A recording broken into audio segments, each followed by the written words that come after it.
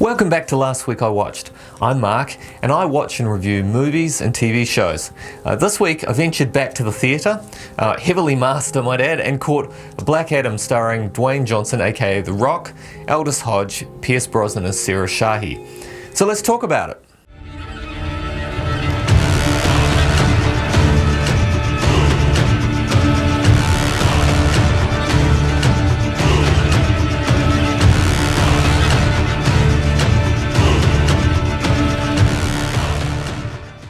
This film is a long-awaited spin-off to 2019's Shazam, and it introduces Teth Adam, the failed champion chosen by the wizard Shazam and later locked away. He's briefly mentioned, I think, and seen in Shazam, but due to COVID delays has taken a while to reach the screen. So in 2600 BC, the tyrant king Akheton of Kahndaq creates the crown of Sabak from a magical element mined from the hills and uses it to obtain great power. After attempting to stage a revolt, a young slave boy is chosen by the wizard Shazam to become the champion and free Kahndaq. He kills the king and ends his reign, and then in the present day, Kahndaq is oppressed again, this time by Intergang, who are searching for the crown of Sabak. Adriana Tomaz, played by Shahi, tries to locate the crown and to keep it out of Intergang's hands. When she finds it though, Intergang ambushes her and she is forced to read an incantation that awakens Teth Adam, played by Johnson, Kahndaq's champion. As he slaughters Intergang's henchman, US government official Amanda Waller determines that Teth Adam is a threat and dispatches the Justice League to apprehend him. This features members Hawkman, played by Hodge, Dr. Fate by Brosnan, Cyclone and Atom Smasher, and they arrive in Kahndaq to try to stop him from causing any more destruction. Now there's a lot of fighting as the leader of Intergang, Ishmael. He's a descendant of Akheton, tries to recover the crown and eventually obtains it and takes the powers of Sabak. By this point, Adam has been detained by Waller into a Task Force X black site, and Dr. Fate is forced to intervene and free him to stop Sabak. The movie is certainly action-packed and I wasn't bored by it, but I was exhausted by the end of it. It's absolutely relentless, and to be honest, I was starting to get a bit tired of fighting by the end of it. The pacing was dialed up to 11 and that's about it. There are some slower character bits, but it suffers from the problem I think that is most common to most of the recent DC movies. They use about 6 movies worth of plot in one film. It's like they cherry pick all of the best pieces of half a dozen different storylines and then kind of shovel them all into one film. And it's just too much. I just wish they'd try to make a few good films and sort of pace themselves out and let us build an attachment to the characters first. There was the kernel of some interesting ideas in here. Black Adam's very black and white, good or evil viewpoint. It sets him in interesting contrast to Hawkman. They're both quite similar, except Hawkman is more about bringing them to justice, and Black Adam thinks he is the justice, judge, jury and executioner in one. But they never really seize on that, and they don't exploit the contrast between them, and it feels like a missed opportunity. And you don't ever really form any kind of attachment to Hawkman. Let's be honest, you don't get to know him in the film. If you're a comics fan, I guess that helps, that you know who these people are, but it's not so great for the newcomers. Also, why do his wings keep disappearing? He always had wings in the comics, and I'd really like if they try to keep consistency with the characters that are established. I know it's probably an excuse to save money on the CG budget, but honestly, you could have given him some costume wings for the more static shots. Cyclone and Atom Smasher are similarly underdeveloped. They're little more than comics sidekicks really. They don't even feature that much.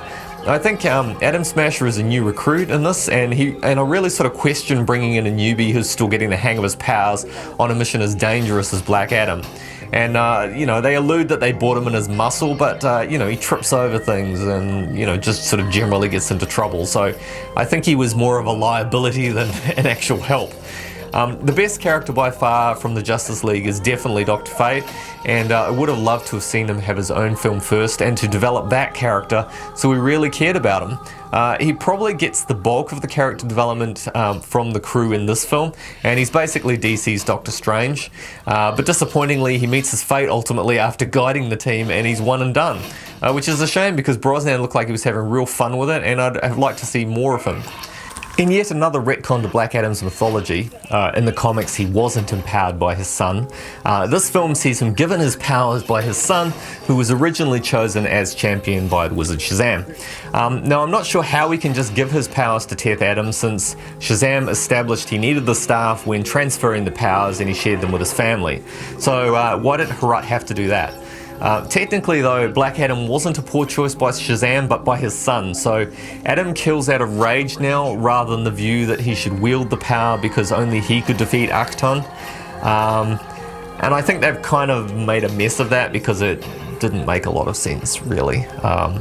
And I don't know why Herat couldn't have kept the powers and saved his family, why transferring them to his family only to then get killed, and I don't know. I thought that was very messy. I don't think that improved things at all.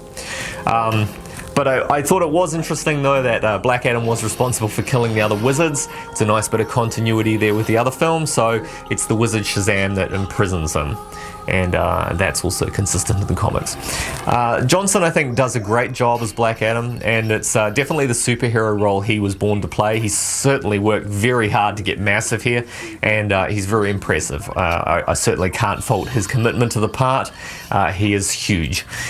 There's been some complaint, though, that he's pretty charismaless in this role, and that his style of acting usually rides on him being quite likable and quite charming. But I think there's only so much that you can do with an angry god. He's a little bit hampered in that respect with this. Although over the course of the film he does start to lighten up.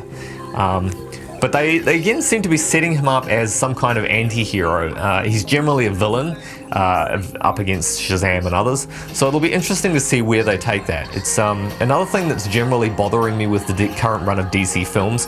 They seem to be obsessed with making anti-heroes out of the villains, and we seem to be getting those as films more than the heroes now. It's an unusual choice, and I'll be interested to see how that changes with the new regime that are coming in now. I think it's already a step in the right direction that Superman is returning.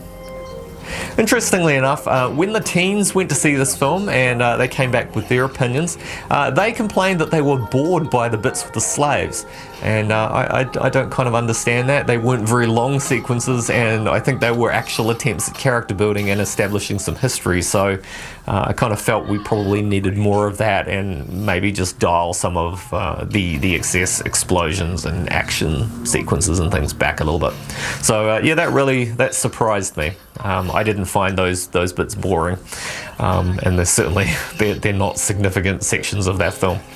Overall though, it's very much a comic book film for sure. There's plenty of action, but it suffers just from too much excess, to the point that the action actually becomes exhausting and, dare I say, a little bit boring. When your main character is largely invulnerable, the action quickly becomes repetitive. There's also a lot of characters, but there's just not enough time spent building them. It's just more about, pulling them out of the toy box and smashing them together and making machine gun noises for two and a bit hours. And I want to care about the characters, I want to know them, I want to feel invested when something happens to them, and you just don't get that with us. I just didn't care about them that much, and the ones that you do, they kind of waste by the end. I mean, I really would have liked to have seen Dr. Fate hang around for a few films at least. They could have easily, I think, cut some of the plot lines, like imprisoning Adam as well, as he escapes a few scenes later anyway, and I just felt like that whole sequence was largely pointless, and the reclaimed time could have been used to develop some of the characters some more. It's not terrible, the film, but you can tell they need to develop a plan moving forward, and hopefully Gunn and Co will be able to lay out some a proper roadmap and build characters up over a number of films and develop and grow them a bit before sort of smashing them all together in an epic confrontation. But by all means, if you're into superhero films, definitely check it out. Okay, so that's my review for this week. I hope that was of some interest to you. If you want to talk about Black Adam, feel free to leave some comments below. If you've got any suggestions for other things to watch, feel free. And do click on the like and subscribe as well. I want to talk films with you, and I want to share these with you, and I hope that you're interested too. So, and somewhere on screen will be my Twitter link. I don't know how much longer I'm going to be active on there since it's turned into a bit of a hellscape now under Elon's rule. But I will also be putting up my Mastodon link as well, and you can find me there too, where I tweet about, or toot, I think is Mastodon's thing, about what films are, I'm watching and what TV I'm currently watching and things like that. Okay, so have a great week, enjoy some more films and TV, and I'll see you next time. Thanks for watching. Bye now.